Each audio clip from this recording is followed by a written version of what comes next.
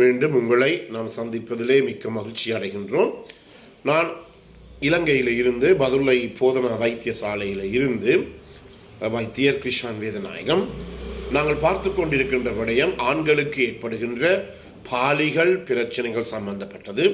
எனவே எவ்வாறு ஒரு ஆண் தன்னுடைய மனைவியை அவரை பாலியல் ரீதியாக திருப்திப்படுத்த முடியாது அல்லது மனைவிக்கு உச்சக்கட்டம் அல்லது ஓகாசத்தை ஏற்படுத்த முடியாத ஒரு ஆணாக இருக்கின்ற போது அதற்குரிய காரணங்களை பற்றித்தான் நாங்கள் பார்த்து கொண்டிருக்கின்றோம்.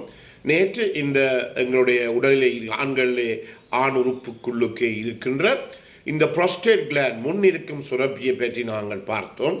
எனவே 40 வயசுக்கு மேற்பட்டவர்களுக்கு இந்த பிரச்சனை சாதாரணமாக ஏற்படுகிறது.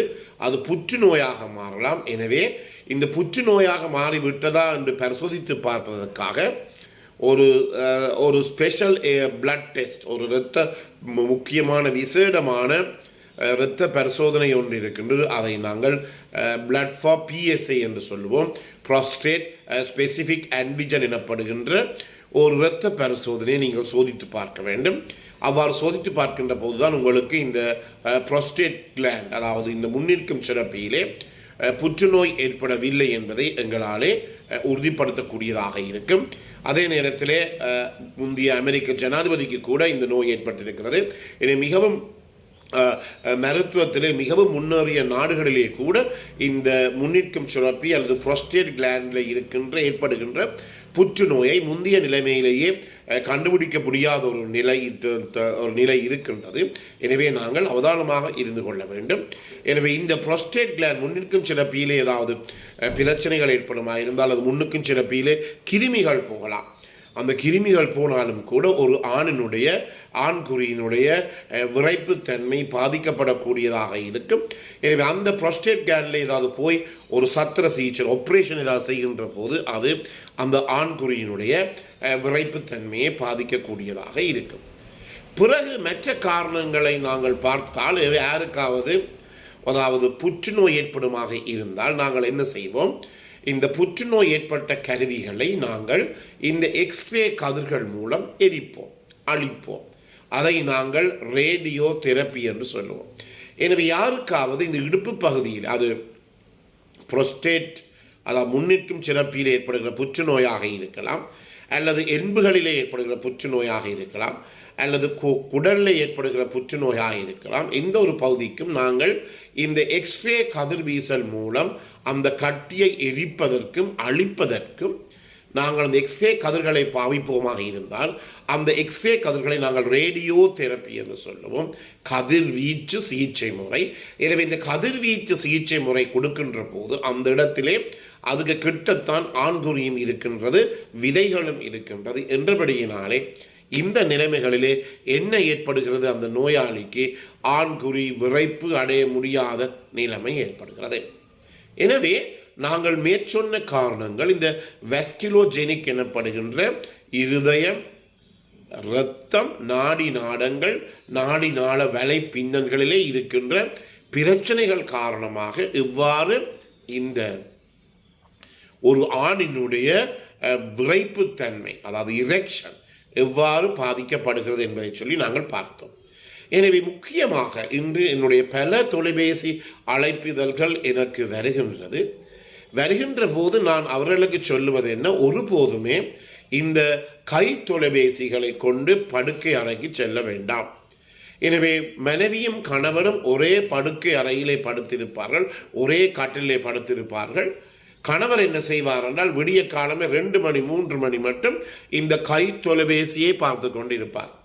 எனவே இவ்வாறு இருக்கின்ற போது அந்த இடத்திலே மனைவி தன்னுடைய கணவனுக்கு பக்கத்திலே ஆசையாக படுத்திருக்கின்ற போது அங்கு ஒரு விதமான ஃபோர்ப்ளேயோ முன் விளையாட்டுகளோ ஈடுபடாமல் அவர் என்ன செய்வார்? தன்னுடைய போனைத்தான் பார்த்து கொண்டிருப்பார்.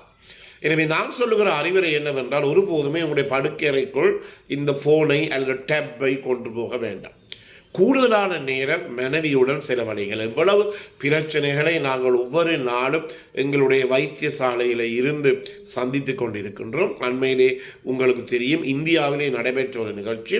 தன்னுடைய காதலனுக்காக காதலுடன் தான் உல்லாசமாக இருக்கின்ற போது அங்கு இருக்கின்ற அந்த 9 மாத பிள்ளை தனக்கு சத்தம் போட்டு அழுது கரைச்சல் கொடுக்கிறார் என்று சொல்லி போட்டு அந்த தாய் அந்த பிள்ளையினுடைய தலையிலேயே கல்லை போட்டு கொன்ற நிகழ்ச்சி 2-3 கிழமை முதல் எங்களுடைய இந்த சமூக இணையதளங்களிலே பகிரப்பட்ட விடயமாக இருக்கிறது. எனவே இந்த செக்ஸ் பிரச்சனை, இந்த பாலியல் பிரச்சனை எவ்வளவு தூரம் எங்களை கொண்டு போய் விடுகிறது என்பதை இதன் மூலமாக நீங்கள் அறிந்து கொள்ள முடியும்.